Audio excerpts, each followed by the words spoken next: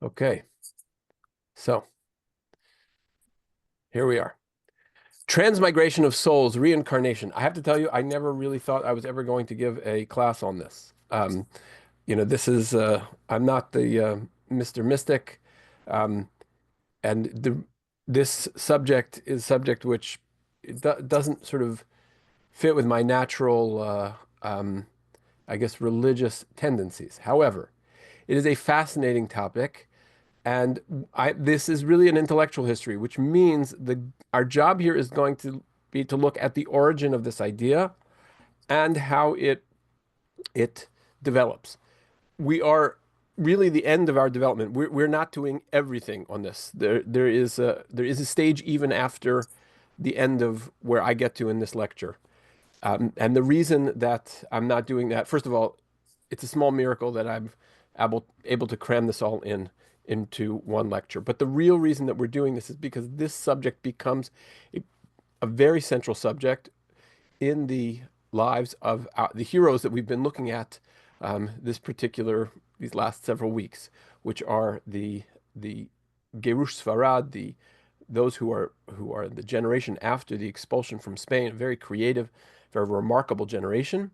And they're the ones who really become the great champions of this idea of the transmigration of souls. So that is how this fits in. But it is a fascinating topic, and I will give you a little bit of my own perspective on this, and then we can debate it later.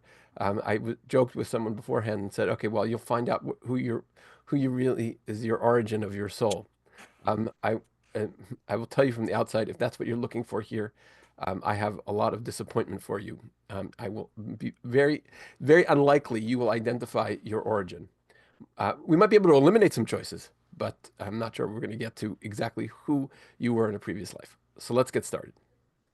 Okay, so really, sometimes I have to give you multiple sources, but I have to tell you almost everything that I have in this presentation comes from Gershon Sholem. When I was in Israel, I happened to pick up this book, used Pirkei Yesod B'Havanat Kabbalah Usmaleha, chapters on the fundamentals of understanding Kabbalah and its symbolism.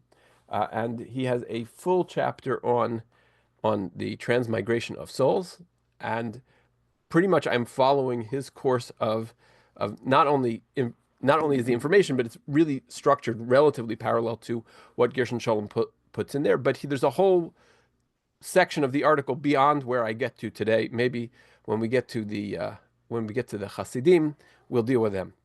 That's just sort of some introduction. Okay, so let's start with the fact that there are rabbis, early rabbis, who were very much against this idea.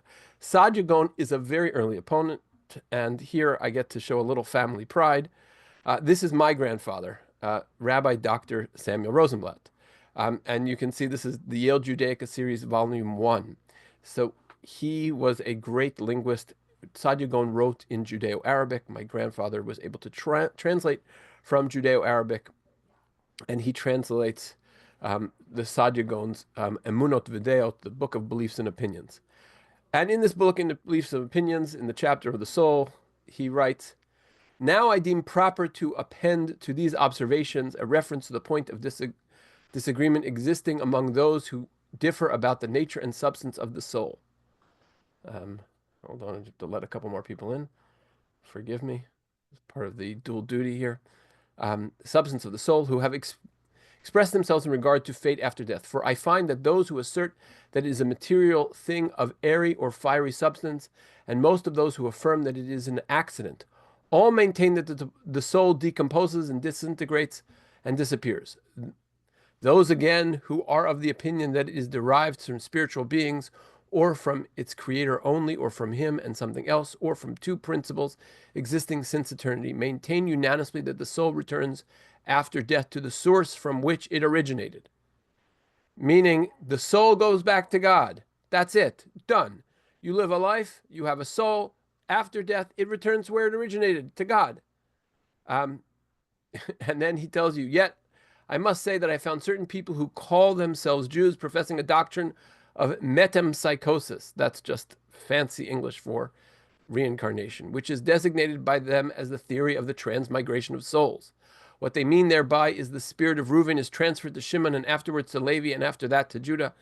Right? He basically says, Saadia Gaon says, this is foolish, doesn't exist, no way, no how. Let's leave that subject entirely. Now, Saadia Gaon lives before the Kabbalah begins to flower as a public discussion. There is much debate about how old the Kabbalah is. We, in our series, we have discussed the question of authorship of the Zohar, but authorship of the Zohar will not solve the question. There are certainly Kabbalistic texts before the Zohar, and the Zohar is simply an exposition of Kabbalistic knowledge. So the only point I'm making here is that the idea of the soul and transmigration becomes an active theory, let's say 400 years after Saadia Gaon.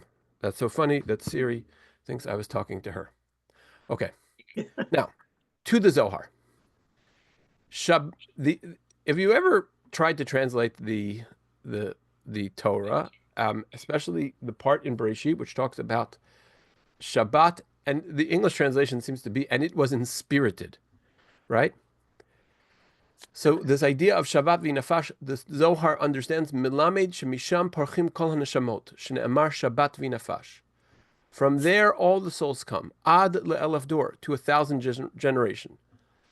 How do I know? Shne'emar davar tziva le'elef dor. So here we get the sense that there are going to be souls of origin, something which is inspirited, that is going to cascade, if you will, over thousands of generations. Now, when this becomes explicit, and this will disappoint some people, that the idea of the transmigration of souls was originally, if you will, a punishment. It was a punishment, and it was meant for people who had failed to fulfill something. So the first place where we're going to see this, the Ramban, for example, in the story of Tamar and Yehuda. So Yehuda has 3 sons, and those 3 sons are evil, and they fail to impregnate their wife, perhaps on purpose, coitus interruptus, and that's an act of evil. They leave this world without fathering children, and so one soul needs to be passed on to the next. And so the idea that you're going to be reincarnated is, in a sense, you're not going back to Hashem, you're not going to Gan Eden. You've still got to fix yourself. You've still got to fulfill this mitzvah of Pru Uravu. So these are the verses about levirate marriage in the Torah. Ki yeshvu achim yachdav umet. If 2 brothers should live together and one dies, so there we have the death. Uven ein lo, he has got no son. Right? I'm reading the orange words here, but what this basically means is that the firstborn of the new levirate marriage will be called by the name of his brother. So again, the way levirate marriage works is if you have a man and a woman who where the husband passes away and there are no children, and he has a brother who is alive, that brother then becomes tied in a formal bond of marriage with his sister-in-law. There are only 2 ways to go here. You can either do a ceremony which is called chalitza, which will dissolve the marriage, or there is a mitzvah, and in the biblical context, that was the preferred method, is that the brother would marry his sister-in-law, and they would seal the marriage. The marriage would be fully completed upon consummation, which would hopefully bring about a child. The child would then be called by his brother's name. The Kabbalistic explanation for this is simple. Your brother died failing to fulfill the mitzvah of Pru Uravu. This child will then be his fulfillment, because now that soul jumps, if you will, from the deceased brother to, I guess, what would be his nephew, or the one who carries his name. And so this model here is that this is the incarnation happens because a mitzvah failed to complete. And that the idea of the transmigration of souls, at least initially, is an idea that you are reincarnated to fulfill mitzvot that you have not yet fulfilled. Now, this is something which is developed very, very fully in a in the Zohar Chadash on route, on the Zohar, the new Zohar on route, which Russia now most pressuring Vladimir Putin to end. Okay, hold on a second. Um, okay, so again, if you have a question, please don't hesitate to unmute. But this idea of the transmigration of souls is going to be in the Zohar Chadash. So again, we're talking about, let's say, 14th century here, when these texts are being written. The concepts may be older, but the text, it comes to light in around the 14th century. So the Zohar Chadash is going to have a reading of the book of Ruth that is about the fact that each of the characters, are somehow either sinners or deficient in mitzvot, and they all need to be reincarnated in order to properly fix their souls. That each soul requires a tikkun, a repair, an improvement, and that is why these these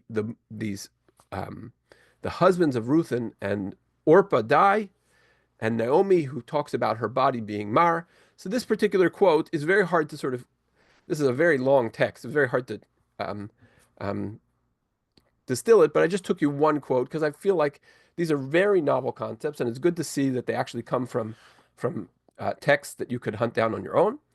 And if a person does not merit the Torah and good deeds, when he departs from the world, he will be gathered to the path of darkness that we was spoken of, and all who within him in his place will be shocked. And they will say, is this not Naomi who walked this path full of goodness, full of Torah? So this is about the soul departing for the world, and the soul is going to return to it. And what shall we do with him? The soul that went forth to bear a child to the world and did not bear a son. Rabbi Simai and Rabbi Yossi, one says, the Holy One, blessed he, will bring her down to the lower land, that's this earth, and one said, in perdition. Whoever goes down there will be lost from all and everything. It is written about them, and I will lose that soul. The idea, again, here is that reincarnation is a product of the need for repair. You're not reincarnated because you're a good person. At this point, you're reincarnation because you're a bad person. Now,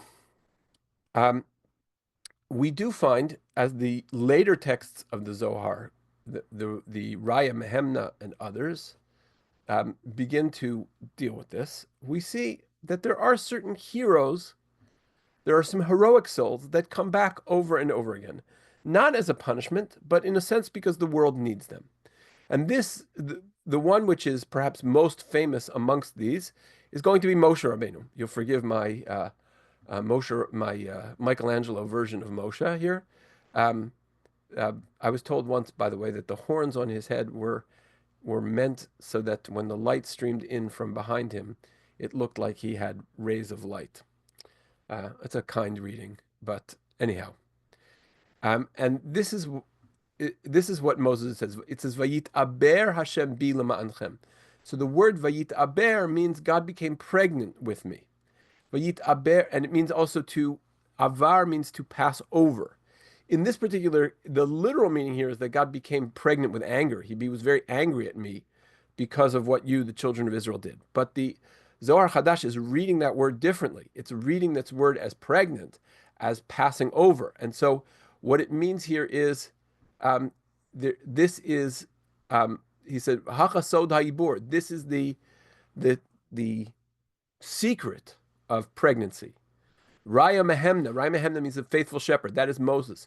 He's the faithful shepherd, right? How many times did he come down? So it's going to tell us that 600,000.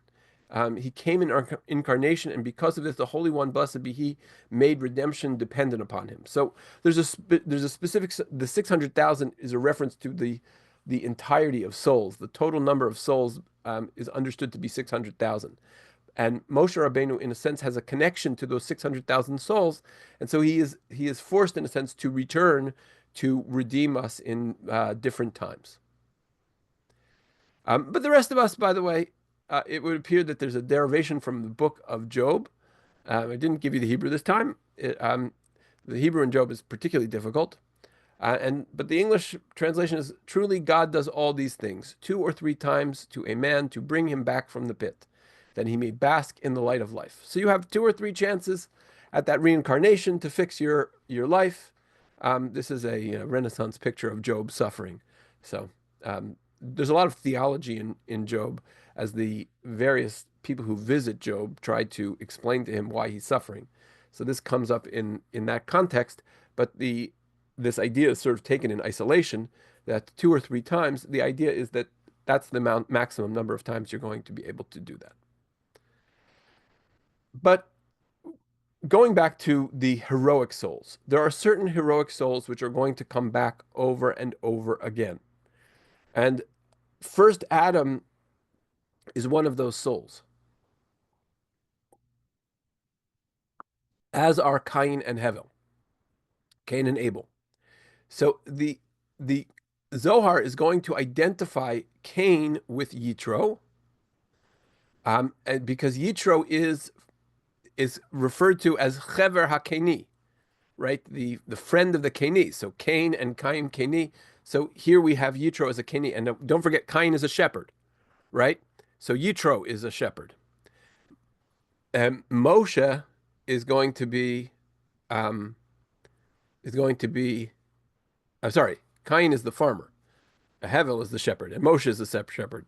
The um, he's the Raya Mehemna. He's the faithful shepherd. So he has the soul of Hevel, and we see that the soul of Tzipora is the twin sister of Hevel, and so we have this, they have these crossing of souls, and they see that we are fixing the mistake of the um, the violence of the story of Cain and Hevel is repaired, if you will, in Moshe Rabbeinu, who is the protector. He is the protective shepherd, right? If Cain said, "Am I my brother's keeper?"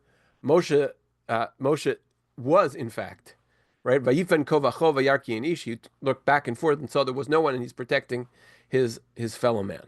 But what was the chet of Hevel? Did he have the chance to? No, but you have the repair is in the relationship between them. Oh, okay. Right. So there is also a tradition that Adam stands for the following. You'll see that there are three souls for Adam. Adam is Aleph for Adam, Dalid for David, Mem for Moshe. Okay. Obviously not in that order, at least that not chronological order. And some people say the last Mem could be for Mashiach.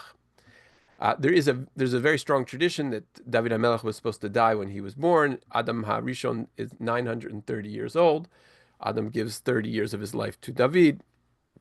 The Mizmor Shir Liyom HaShabbat is meant to be written by Adam HaRishon. So there are a lot of places where the rabbis have this connection, but the idea is that there is a special soul, sort of, if you will. There's something unique about the soul of Adam HaRishon, at least in the Zohar's reading. We're still in the Zohar. We haven't gotten to the Kabbalists yet. But there is this idea that there's certain heroic souls which cascade again and again. And there's, in the Sefer Haflayah, there's a very interesting reading.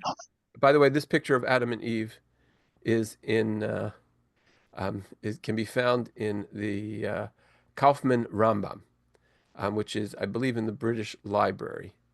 And so that is, I figured if it could be printed in the Rambam, then I shouldn't worry about it being here in my slideshow. But This how does the Sefer Haflaya read the story of David HaMelech? It reads that Uriah Hachiti, Bathsheba's husband, was really the Nachash. He was really the snake. So it says David HaMelech alav shalom gadol makir betmurot ukshira et Uriah hikiro shehu Nachash. So um, David HaMelech, through his spiritual powers, realized that David HaMelech was really and that Uriah was the Nachash. He was the snake. Shapita et Chava, who seduced Chava, and so we have the great sin of creation, the Garden of Eden, threatening to happen all over again. Ukshrat Basheva hikira shehi Chava. He realized that Basheva was Chava. Yada who atzmo Adam Rishon. He knew it. He himself was Adam Rishon. Virata lakachat Basheva Uriah ki bat zugo shel David hayta. Really, she is ultimately the soulmate of Bathsheba, of rather David, who is Adam, and therefore he had to do what he had to do. And then there's all sorts of things that we have to do to explain why it was that he sinned. Um, the uh, um, the Sefer Haflayah says that the sin was really that he he he didn't follow the right procedure to do it, but not that he should not have taken efforts to do that. This is just to show you this is how some of these readings are going to happen. It's like whitewashing what David HaMelech did to. Well, they're not the only ones who whitewash what David HaMelech did. There's a long tradition of that, even in the Talmud. But even so, if you read the Tanakh Kipshuto, they haven't changed the Tanakh, and in the Tanakh, he certainly is how should I put it? Held responsible for his crimes. Now, here we get to something very interesting. This is an idea of how Hashem constructs us. This brings us, in a way, to a little bit more of a fundamental version where we understand what our makeup is. So I'm hoping the translation is good here. A person does the will of the Holy One, blessed be He, and answers Him with a building in this world that is for only a temporary time. So the idea is that this world we live, if we're lucky, 120 years, right? That on God's clock, it's a second, right? So and the Holy One, blessed be He, builds for the person a building in His own world that is for generations to come. Meaning, in the spiritual world, you also have a parallel construct of yourself. So the Holy One, blessed be He, in every limb in which He makes a place to inscribe. He rules over him every limb and limb, so that there will be no limb free from Him. So every one of your limbs is reflected in some kind of spiritual aspect. There are in Torah tradition, and we're going to come to this several times in this lecture. There are Ramach Evarav. There are 248 limbs. Vishasagidav, and 365 sinews. They correspond to the positive and negative mitzvot. They are spiritual categories. And basically what this is saying is, in those spiritual categories, in those 248, 365 categories, positive and negative, you have some corresponding element of your eternal soul. And the goal here is to ensure that that internal soul and the physical soul are made complete. Now, what happens if, let's say there is a mitzvah that a person doesn't do. A person never puts on tefillin. And let's just say, because we're sort of working with limbs here, that, that's the left arm. So if you never put on tefillin, your left arm, let's just use that as an example, is not fixed. It is unredeemed, right? So he says, Im chaser ever echad shelo shora b'Hakadosh Baruch Hu. If you have one limb in which God does not dwell, biglal ha'ever hahu choser la'olam begilgul. You're going to come back until you do that. You don't put on tefillin in this world. Next time you're coming back as a Lubavitcher Chassid who's going to live in New York City and go to the trading floors of Wall Street and go and knock on doors to put tefillin on other people. Okay, right? So this is sort of the idea of Gilgul, is that if there's one part of your of um, your spiritual um, diet that is missing, you're going to return to the world to fix that part of the spiritual diet, that part of the holistic. A person, because without that, you are missing, you are no, this idea understands what is the soul? The soul is Tselem Elohim. The soul is the image of God. The image of God doesn't mean the image of God himself. God has no image, but it means the image of the godly man, the spiritual man that has those full 248, 365, the 613 mitzvot that have to be reflected in your physical self. The attributes of Elohim? The Tselem Elohim, perhaps the No, I attributes? don't. Attributes. I think it's more than attributes. Frankly, I think that um, it is um, it's a factor of what they're understanding is concrete mitzvot. Understanding concrete mitzvot, you have to you come back to fulfill mitzvot. So I think let's use my example of tefillin. Now, we're now Adkan, up until this point, we have been dealing with pre 16th century Kabbalah. We are now entering into the Torah of Tzfat. This is where Gilgul Neshama comes to its fullest and strongest and most pervasive um, explication. Should I say incarnation? That's a charged word tonight. Okay, so this is from the Midrash Tanchuma. This, by the way, the text here is a very old text of the Midrash Tanchuma that's found in the Bodleian Library, and the Midrash Tanchuma has an interesting thing. I'm going to just work through it in English. Before Adam Harishon, the first Adam, was cast into the grave, the Holy One, blessed be him, showed him every righteous person who would arise from him. Some hung on Adam's head, some hung on his hair, some on his neck, some on his two eyes, some on his belly, some on his mouth, some on his ears, and some on his arm. So this comes from the Midrash Tanchuma in Parshat Kitisa. And there is also a similar version of this Midrash, which is in Shmot Rabbah.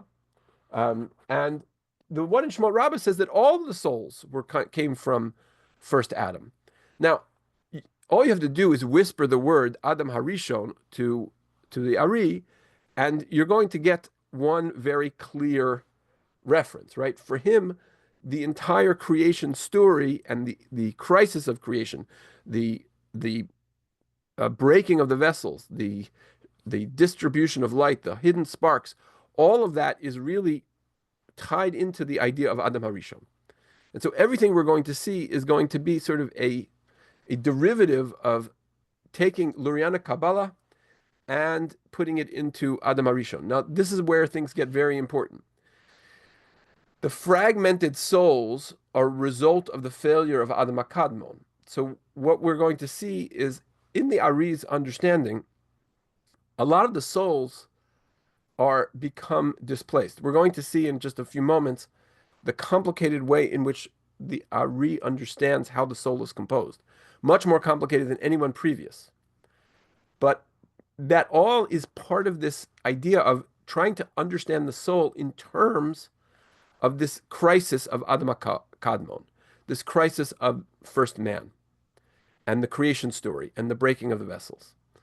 And now you have this breaking of the vessels, and the broken vessels have light that godly light that has been dispersed. News for you, those shattered pieces of godly light, those are your souls. And so as a result, the transmigration of souls is the act of tikkun itself. This is where this idea is going to become supercharged. It is not just a curiosity. Do I have the soul of Cain? Do I have the soul of Moshe? Do I have the soul of Rabbi Akiva? Do I have the soul of, of who knows what?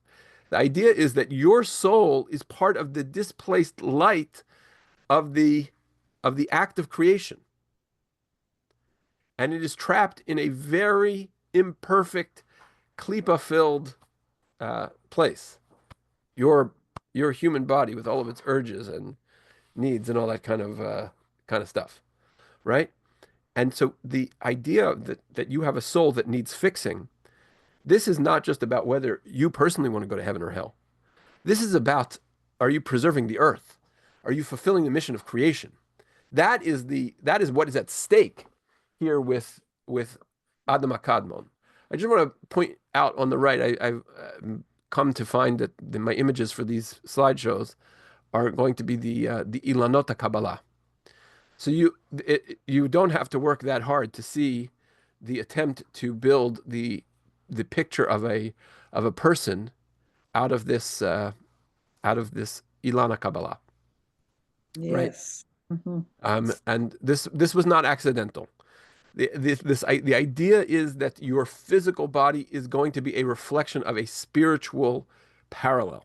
That was something already that we saw in the Zohar, but the Ari and his compatriots are going to take this very, very seriously, and that you are now in control of a of celestial consequences in the parallel soul that you are affecting in the more spiritual world.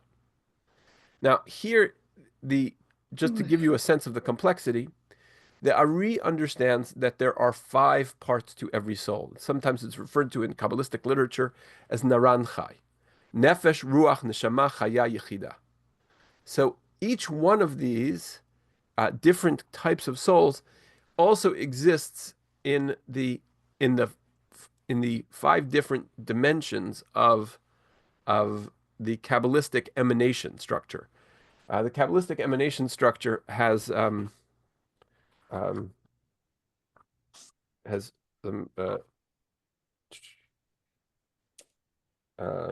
these special levels.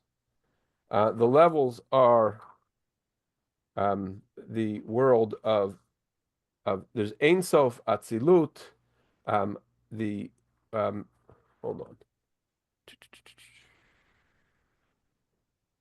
Looking for my notes here, and oh, here we go. Give me 1 second. Sometimes, usually better preparing, just working off my own memory, but This is so complex, this whole thing. yes, I would agree. Okay, here we go.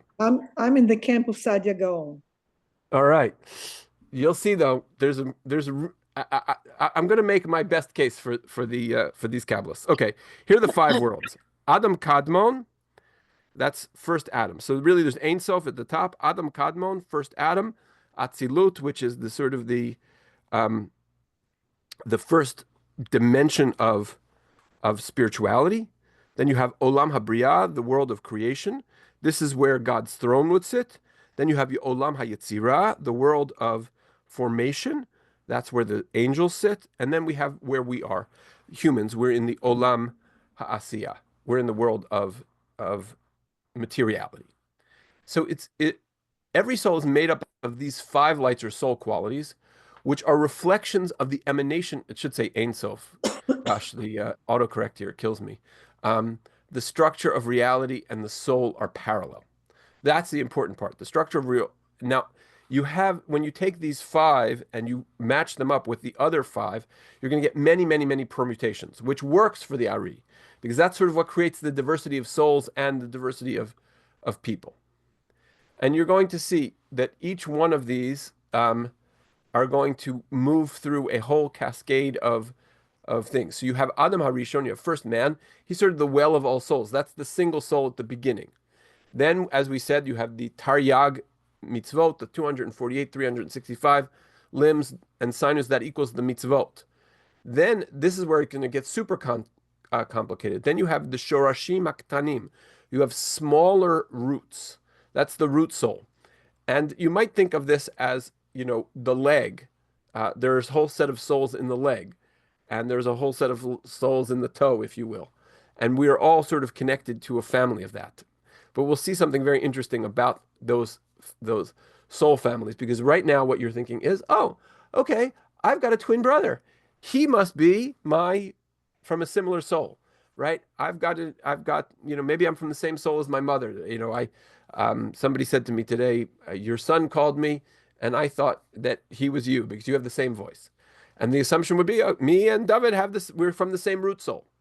We're going to we're going to see that differently. The same root soul means that you and someone else are of the same purpose, of a certain type, right? We are all, what the metaphor that the Ari uses is that these are all branches, leaves, fruit of the same tree, but they come from a particular root. And then the nitzotzot hapratim, the individual sparks. Each one of us has an individual spark, and that individual spark is what makes our particular soul. I just saw something in the chat, so let me just see what. Okay, that's just the chat just said David really is a lot like me. Okay. Now, part of what you need to do is your goal is to find that missing element of your soul, right? Because your mission in life, right? Let's just say, let's use my example. It's a little bit glib example, but it works just in terms of its mathematical parallels, right? If you're a Chabad chassid, you may be getting the soul of someone who never put on tefillin before in their life, and your job is to fix that soul and make that soul all about the mitzvah of tefillin, or maybe like make it better. You were the soul of someone who is not generous at all. Someone does not give tzedakah, right? So, somebody who gave $1 million to the emergency campaign, or somebody gave a gift to the Jewish Family Service. So maybe they're the soul of somebody who was a miser in their previous life, and they are fixing that soul element. Okay, and the Kabbalists of Tzvat were looking to identify the nature of their previous souls and its defects or strengths. The Ari would talk about which soul he was, Rabbi Akiva, Moshe. He would identify those of others and be able to say which soul they were. How were they doing that? What were the parameters? Well, I think when you are, I would not attach to it some kind of mathematical formula. I think the idea was that the Ari had a sort of a mystical intuition about these things, and he was able to articulate them in terms of a mystical intuition. And now there could be more material ways of seeing that. There could be certain characteristics. I just want to. I have a theory about that, but let me just it's in 2 slides. So if we just hold that question for a minute. Now, the Ari believed that we are all from the families of the souls of the legs of Adam HaKadmon. So, and here, finally, I'm giving you an Ilan Kabbalah. It kind of helps to sort of see these things. So I'm just gonna say over here, this is the head, right? The chest of Adam HaKadmon. Maybe these are the arms, right? Over here, these would be the arms. Arms over here, 2 arms, right? So down here are the legs, right? This is the lowest level of souls. So, Ari is saying that most of us today, we're of the low-level souls of Adam HaKadmon. The highest souls they actually went back to God, except for maybe some heroic ones, which we're going to need on a regular basis. But most of the souls, they went back up to God. At the time of Mashiach, then we're going to get the sort of the next level of souls, right? The Messianic era will take us to those higher souls. Now, this is sort of the interesting point. Rav Chaim Vital, we have most of the Ari's teaching, again, we have from his student, Rabbi Chaim Vital, and he writes, most children are not from one single part of the root soul. They're not really related to their father. Don't tell me that this child is really, He's the Gilgal of his grandfather. Berov hapamim ein lahem shum yichus v'kirva. Most of the time, there's no relationship. Im nishmot avotem u'imotem klal v'ikar. Now, what I think this means is that the the you look at personality, and I have 5 children. Ain't no two of them got the same personality, right? And none of them have the personality of me, and none of them have the personality of Sorel. And so their souls must be from different shorashim. Their souls must be from different roots. And so I think, and this is pure speculation on my part, that when you look at someone and you look at sort of diversity of personality, so that personality seems not totally disconnected from the idea of soul. So if that is the case, then maybe the idea of trying to understand souls, and when you see the great diversity of personalities, then you see that there is that people are not of one root. Oy. Now, as I mentioned before, there are certain souls which are sort of epic souls. They are souls that repeat over and over, right? We saw the soul of Cain and Hevel, the forefathers. They did not fall to the level of Klippa, but nonetheless, as we've sort of seen from previous installments, the idea is that this entire understanding of the Kabbalah is a derivative of the idea um, of exile, right? The exile from Spain, the exile from Egypt. Everything is in a state of exile. Everything is the wrong place. And so even the souls of Avram, Yitzchak, and Yaakov, you're going to have to put in the right place. And you'll see, and again, this is another one of the Ilanot Kabbalah, and you can see Rachel and Leah. Now, Rachel and Leah have references in the Kabbalistic scheme, and sometimes what makes the Kabbalah so confusing is the same things can mean mean different things in different levels. But here the idea is that these souls need to be sort of restored to their epic place. There are these certain kinds of epic personalities, and so maybe again, if we're looking at who was an Avram Avinu, so maybe Ezra the scribe is an Avram because he makes the same journey, takes many people from Babylon to the land of Israel. Maybe Menachem Begin is a reincarnation of David HaMelech. Maybe Yoni Netanyahu is a reincarnation of Avner. I'm pulling ideas, but the idea is that there are certain people who function in certain special place in the history of the Jewish people. Or like Jabotinsky, maybe. Yoni. So, okay. Well, okay. Those two are close. Like the question is, who is Jabotinsky in terms of the great souls of the Jewish people? Maybe he's, Yaakov, because Jabotinsky wanted to wrestle with Esav, right? So, and again, this is all speculation. But here, let's just pretend for a moment, and I don't know if this is true, but I'm just sort of suggesting as a concept. Let's just say the Ari and Jabotinsky lived in the same time, right? So the Ari could say to him, Vladimir, Zev, you are a true Yaakov, right?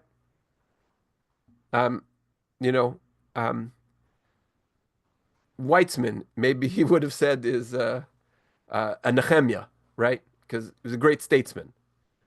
I'm just, that might be part of how the mystical art works. And again, I leave room for the fact that great mystics can actually be truly mystical. Okay, actually, I want to go back one slide before this. Before we get any further, I want to just state why I think this is very powerful. You can see this as a very powerful idea, even if you don't fully understand the whole idea of reincarnation and souls. The idea of souls is that the spiritual world is of greater importance than the physical world. The physical world is really just the most corrupted form of reality. For Kabbalists, the physical world is the most corrupted form of reality. True reality is in the higher levels of creation. The world that we occupy is the worst level of, it's the most corrupted level of creation. This idea of transmigration of souls, it tells you that you have the ability to escape this world and affect the most important place or the most important zone, right? The most important dimension of reality, the spiritual dimension. It gives you a sense of agency. It gives you a narrative that allows you to understand the entire picture. It allows you to understand the chaos of this world and to know that there is a meaning behind the chaos. I should have said very early on, one of the things that is the transmigration of souls is used for is to try and explain reward and punishment. This is a classic version of it. Classic version goes like this. Why am I suffering in this world? Well, I used to be a rich, fat, gluttonous slob, and I need to have a little kapara for my soul. So now, I'm suffering in this world, this life, because last life I had it too good. So that is one of the classic things. And Sadia Gaon, by the way, says that runs counter to his idea of free speech and of free will and accountability. So I didn't want to get too far into that, but I want us to understand that the Kabbalists are not using the transmigration of souls in that dimension at all. They're telling you you have a job. You're on a mission. This is a I don't want to say mission impossible, but you're given this soul, and it needs nurturing and caring, and it needs its mitzvot, and it's going to need its tikkunim. The very act of redemption of the world, in fact, of reality, is dependent on you fixing your soul as part of this greater soul. Because when you look all these Kabbalistic images, these ilanot, all of creation is involved. You can't separate these things. These are all emanations from a single source, a single God. We're all sort of connected in this. There's no separate piece of it, which maybe is a good way to go to our very last. This is not Lurianic purely. Rabbi Moshe Cordovero is sort of an older statesman of the Kabbalistic school, and he lives before Luria, slightly before Luria. He's a little older than Luria. Luria met him and knew him and learned from him and thought he was very authoritative, but Luria still the Ari takes Kabbalah one step further.